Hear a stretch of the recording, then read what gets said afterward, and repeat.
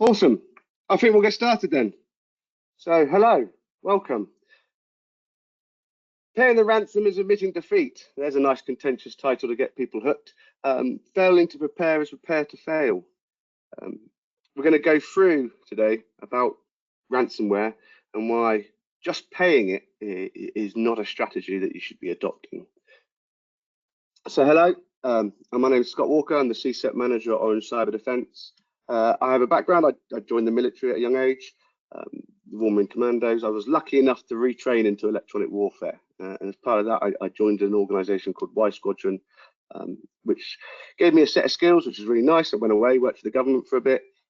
Then about 10 years ago, I started having children, and priorities changed, and money was something that was important to us at that time. So I came outside into the private sector, started up what was the incident response team, which has grown now to a global entity under the CSIRT, Orange Cyberdefense, with over 40 analysts handling over 400 incidents a year, which has given me some really good experiences. And I say good in the sense of, for me professionally, not so much for those that get affected, but helping clients recover from cyber attacks when it happens, essentially is my history.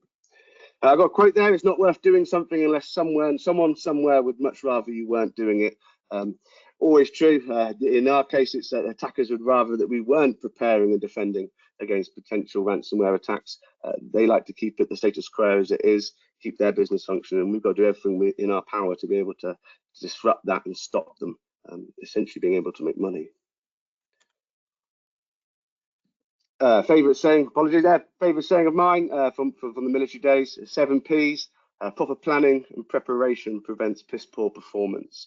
I adopted this mantra within the military, but it's true about everything. It almost even more within the cybersecurity space. A lot of the threats and things we're going to see today, they can be prevented. But it takes good planning and preparation to do that. And I managed to sneak a swear word into the slide deck, so I'm sure I'll get told off that later. So what are we going to discover today? War stories are cool, right? I go around telling the stories from the incident response team, from the CSIRT, about these incidents. But I'll be the first one to admit they're useless unless you improve your security on them. They look impressive. They've got cool timelines. We can dig into the technical aspects of it. But if we don't use them to improve our security, they're almost a waste of space.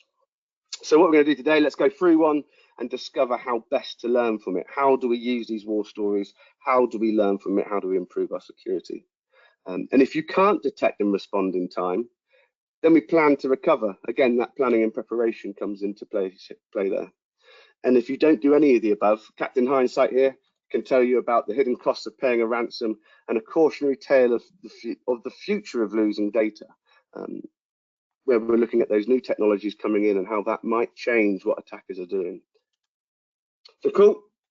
Like I said, war stories from the CSIRT show how ransomware happens. We detail out in great forensics detail every step, everything the attacker does on the network, every machine they affect, how they execute their tools, what their tools do.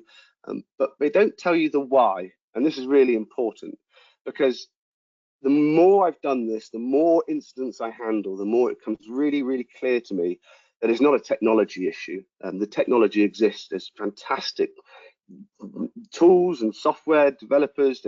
There is ways in which to build a secure network out there. It's more and more, it's a people and process problem. What's the point of having all this tech and all these security tools if we don't know how to use them, or they're not being utilized to their full potential? So the solution is we need to get into a proactive, preventative mindset to ensure victory. So we need to start thinking, right, we know what type of attacks there are, we've got the technology, how are we going to use that to prevent an attack from happening, rather than just purely reacting when something does.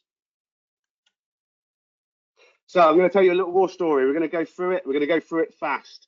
As like I said, this is as interesting as it is. It's almost the pointless bit, as much as it sounds great. So I'm going to go through quite a stereotypical ransomware case that we deal with. They vary a lot, but this one is something that we see time and time again over the last pretty much 6 to 7 years. So here's the attack timeline: March 27th, the initial attack vector. An RD gateway open to the internet, successful authentication from a Russian IP. Pretty basic, right? And this is very typical of a case that initial entry point.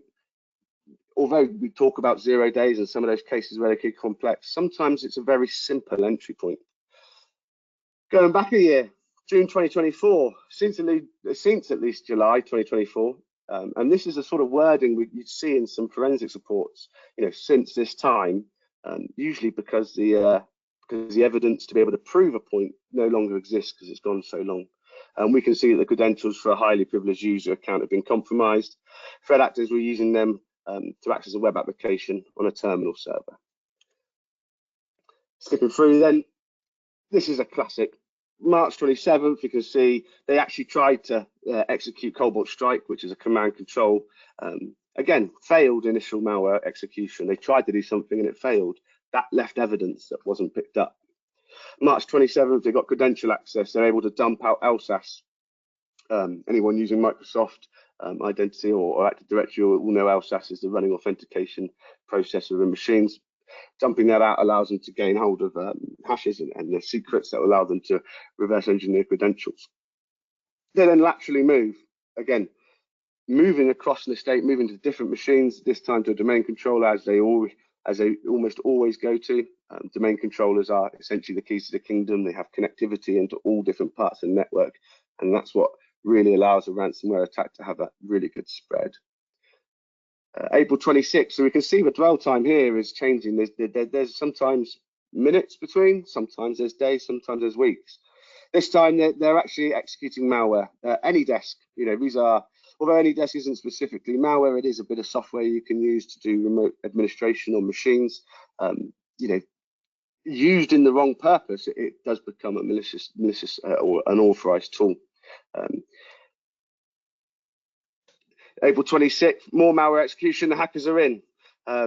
Going through May, we're going to go on to more malware execution, continuing to gain that foothold on the network, continued discovery through scanning for SMB, scanning for open ports, using the Active Directory, using the actual Active Directory to understand the network.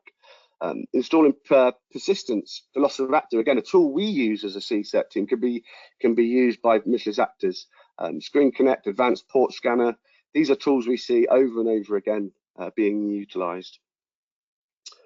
And we finally get to May, where after enough continued reconnaissance, at this point, they start to do data exfiltration. This is where you start to have real impact on a network, where something happens that you're going to need to really respond to, data notifications, etc. Using Arclo, a known tool, again, that we also know attackers like to exfiltrate data with. There we are, hackers are in, and they have your data. Nice. Ransomware deployment follows shortly after, encrypted files, pops up on a shame site, and we have that tale as old as time. In this instance, this is when they called us. Captain Hindsight would sit here and go, it's a little too late. I would love to have been called at some point through that attack chain to essentially stop any impact in the first instance. So, as we've said, attack timelines are cool, but what can we learn from these attack timelines that we have a vast array of before it even happens? So I'll start right to left on this screen. On the right there, we have what we like to do after a major incident is we create a timeline of major events to try and highlight, hey, what happened when, and where can we defend in the future, and what are we defending against? Now, I'll be the first one to admit sometimes we can get too technical as an IR team. We're writing forensics reports which goes into great detail about reversing tools, about exactly what artifacts some bit of evidence came from and what that means. What we then have to do is simplify it. So we remove all the technical information, we put the MITRE attack framework in there, and every time I see one of these points on here, in my head, I'm thinking, this is a missed opportunity. If we could have detected that initial reconnaissance 9 months ago, the rest of the story just wouldn't have happened. But if as everything is complex, if we can't detect that initial reconnaissance, could we not at least get the credential access? Can we hit it there in that first 9 months, detect and respond to be able to stop any of the story happening? When we go through these, I try to say these are simple yes or no answers. Like, have you got the ability to detect it in the reconnaissance phase? Are the tools in place? Are the people watching those tools trained? Is there an escalation path for them to put it to the response team? Has the response team got the ability to turn off authority to be able to make changes to the network? Yes or no? Really honest. If it's a no, excellent, we know where we need to work at. If it's a yes, cool, we move on. If we can cover all of those points with a yes, then we're in a really good prepared state to be able to detect and respond. Now, how do you do that? We have a few things that we do on the CSIRT, and there's much more than this, but we do things like the foundational cybersecurity instant response readiness assessment. That's a lot of words. Essentially, using this sort of mindset and methodology, we come along and look at the way you have your security set up with whatever tools you've got in place. And we go, well, if this was to happen and we wanted to get the data we need to identify reconnaissance, can you go get that for us right now, prior to an incident happening? The answer again is either yes or no. Can you go get it? Can you provide it to us? Can you go get it and provide it to us within a set time scale? We work through these sorts of questions to get to the end of an overall state across all the different technologies and the network to be able to say, hey, yes, you're ready to handle an incident. You have the data in place, you have the forensics artifacts we need, you have the people and processes, you're able to demonstrate that you can go and get that data to get the answer to these questions, and we're able to take certain response actions on top of that. We also like to do things in a tabletop format, and now, especially the tabletops, the way we do them, very different from what you might imagine. I often see when we do these test scenarios, when I see them in real life, they get too complex too quickly. A lot of people start with this idea, let's test the entire organization by ringing a phone and getting the SOC alerts up and that's really good if you can handle that level of maturity. More and more I say, let's start with something like this. Pick a scenario, let's have 2 hours to sit down and go through it with this idea of saying, are you ready? Yes or no? Can we get to a point where we're using this as an education piece? Anyone who's done one with me will know I talk a lot about breaking down your response teams into gold, silver, bronze. Gold being your executives, silver managers, bronze practitioners. Breaking out those work streams then allows you to sort of learn how to talk to each other. C-suite has a very specific way of talking about business risks, about taking decisions based on financial motivations, etc. And your practitioners are very much in the weeds of how do I configure an Active Directory to do something. What we need to do in these tabletops is learn to understand what those needs are from each of the different teams, and then to be able to communicate only what needs to be communicated to achieve a goal. So there's no point the practitioners putting up a load of technical problems to the board, and there's no point the board putting down a load of requests that haven't been pre-identified or is impossible for the practitioners to put in place. And then my favorite picture at the bottom there is two types of experiences I get when I go onto a case.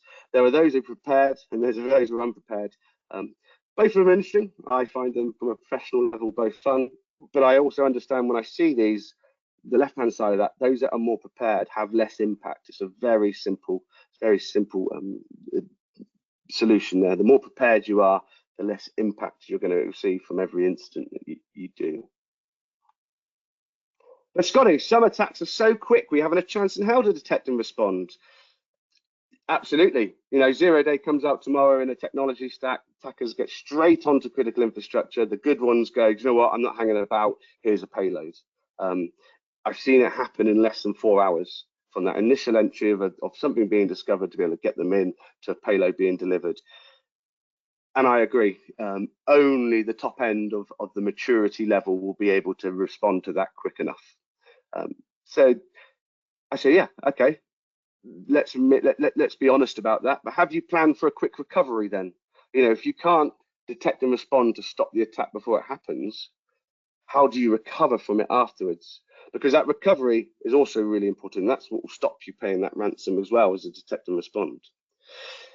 And I put on here, it's a very big subject, recovery, but I put on 2 of the key points that I think, if we start with this, we can start to build out from that. So in everything we do, there's 2 points in time, the RPO and the RTO, recovery point objective, recovery time objective. And very simply put, recovery point objective is how much data can you afford to recreate or lose. So how much of your data can you lose before you can never operate again? And on the RTO is how quickly must you recover? What is the cost of downtime? These are very unique values to your business. You have to work them out, not just for a whole business, but for individual systems or individual departments. How long can you last without your payment systems to be able to pay clients or pay third parties or pay for supplies? How long can you last without your internal business systems? How long will your staff stay if you haven't got HR and your payroll up and running? These are always 2 points to start with in any sort of planning session where you go, can we define these out? And you can pass them down to those individual parts of the organisation to feed them back up to the planning committee so that they can say, right, we have our RTO and RPO points in. What does a good backup solution look like? Something that meets those 2 points. Outside of the technologies of using immutable backups, offline storage, etc. If it meets those 2 points and it's then it's halfway there to being a good solution. So yeah, getting into a proactive mindset to prevent ever having to pay. The idea behind being able to detect and respond quickly, and if you can't detect and respond quickly, because there are scenarios where that happens, being able to recover quickly will get you out of that situation where you may have to pay. But if you did have to pay, if you didn't heed that advice and we didn't get that planning in place, I want to talk about the hidden costs of paying, because when we do unfortunately get onto cases where that is the unfortunate side effect of everything that's happened before, it astounds me that it's not so simple as just going, yeah, they've asked for 10 Bitcoin, 100 Bitcoin, that's $1 million, we're going to pay them.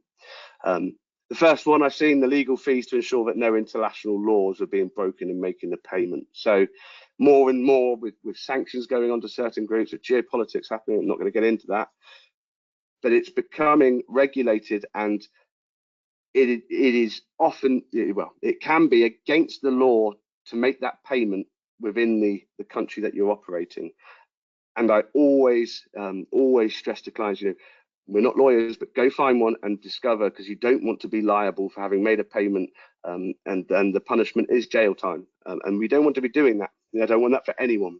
So always make sure you get the right legal advice, whether you can pay or not to start with. And there's legal fees to get the X amount of money liquidated, ready to pay. Individual business, again, do you have that sum of money sat round in cash in a bank account that you can then transfer to Bitcoin? Likely is the answer is no. How much is that going to cost you to get together? What do you have to sacrifice? What do you have to sell? What do you have to move about? Where are you taking the hit on your monthly finances, on your yearly finances, to get that money together in the first place to even be able to pay? Efficient, and you'll need more than what they ask for to cover Bitcoin volatility. Everyone sees it, and I use Bitcoin because it's the most common cryptocurrency, but they are very volatile currencies. They go up and down. The day that you say, yeah, okay, we agreed to 30 Bitcoin, tomorrow that 30 Bitcoin can be worth significantly more than when you've agreed that price. And I can tell you now, trying to make a criminal understand that pain isn't an easy task. They'll say, we've agreed to 30, you're going to pay 30, regardless of the real value of the cost of it in your currency. Then you have to pay the negotiation team to facilitate the payment with a percentage fee based on the discount. Whether you do it yourselves, whether you go through a negotiation team, there will be third parties that you get involved, whether that's accountants, whether that's lawyers, that you'll need to pay their fees to be able to do that. Again, a payment to an accounting firm for handling the whole process start to finish. And then not to mention, you've still got the rebuild costs and emergency security measures you're going to have to put in place. I know that's ourselves, but it all adds up. And these are what's hidden within that idea of, hey, I can just pay, it's going to be easy. These costs sit underneath, and they are significant costs within that mindset. And just one more thing, and to talk about it, and why we need to be prepared, why we need to have more of a proactive approach to not letting it happen in the first place or recovering quickly. Losing data in the future where AI tools and quantum computing exist will have far worse effects than just give me money or I tell someone. You know, the way that the blackmail and double extortion works. Hey, we've taken X amount of gigabytes of data. We've looked at your net worth as a company. We think you can pay this much for it. Else, we're just going to release it onto the dark web. I put in there a few things that might happen because honestly, all I'm saying is that with these tools in place, it'll change the way in which we can utilize that data. I call it weaponizing data. It's quite significantly. So identity theft and fraud, the risk of that will increase. Corporate espionage, the ability to understand what you've stolen and then to be told where that might be valuable to your competitors, that risk will increase. More social engineering attacks at that lower level of criminality for the users that you've taken. I had quite a clean email until recently. Some retailers decided got hit, and now that clean email that I was receiving no spam from is now getting hit quite a bit. These types of attacks, the risk of it will increase and the complexity will increase. Disinformation campaigns, can your competitors use that data against you? Blackmail and extortion, again, just because you pay someone and say, thank you very much, I've paid you, go away, doesn't mean it's going away. It can come back, and it can come back from someone else. And it can come back from someone else many years later. Supply chain attacks as well. Yes, we've attacked you, we've taken your data, you've paid it, we're not going to release it. But within that data, I can now start to target your supply chain again. Also, I know you've paid. So if I can get back in through another way, we can do this all again. I can get another payday. These all exist today. They're not new, and they're just going to get a hell of a lot easier and a lot more complex to do for the attackers utilizing those tools. Now, there are some grey areas. Anyone who knows me knows I like to give a true picture. So there are times when even I get on and go, yeah, you've done the best you can. Maybe you have prepared. Maybe there is some bits we could improve on. Some of the cases I've done where we've seen this sort of thing, had these things in common. So does that data that is being taken contain sensitive information? And I should do whatever it takes to try and stop it being released. And that's a moral obligation. I see this a lot in the healthcare industry. We've had healthcare providers and certain clinics, etc.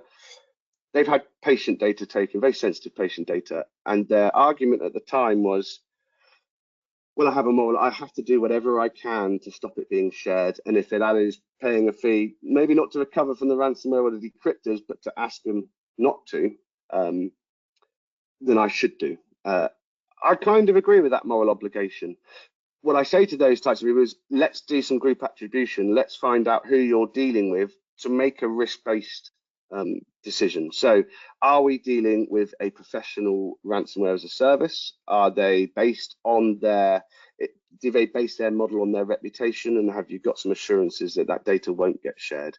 Nothing's ever 100% foolproof, but it is a lower risk than potentially an individual actor who, for them, this is their only payday they're going to do. Once they've done it, happy days, they don't have to do another one, but they're going to maximize the amount of money they get out of it. So say they won't do it, but they'll go and try and sell that data to someone else to get a bit more money. Or to potentially someone who's got a different motivation altogether than money. And is that motivation something that would suggest that they won't be true to their word? That's why group attribution is quite important when we're starting to get into these grey areas. And as the service I offer have a real threat to life element, that if we don't pay to get systems online, someone will get hurt. Very niche, very, you'll know as a business whether that relates to you, but we do a lot of CNI, critical national infrastructure across Europe. And some of those entities, you can't argue with, we need to have it up in 4 hours, and or name system that supplies critical things for people to survive will go down. Potentially in that scenario, maybe it's a way out. And there are others, each individual business is unique, each individual case, and we come along the elements that aren't technological, the elements that are the human part of it, vary. Awesome. Yeah, so if you like what you've seen today, we're doing more with this. We have on the right hand side there, this is one of 3 part of a webinar series that's going on. Next one is the cyber extortion, the value of understanding the ecosystem. That's the Challenger series that this has been part of. Do sign up. Grant is a good friend of mine. He's going to have some really interesting insights into threat actors and the different types of threat actors and why they do stuff, exactly like we talked about today. And we got the Safer Digital Society podcast, which is me and Stu talking rubbish, I think, for on technology and all things future threats related. Do tune in and listen to that. We talk a lot about how Stu from accounts does a lot of things, really. So yeah, please do come along if you want to hear more from us. So yeah, I think I'll leave it there. And if you've got any questions, whack them into the chat or into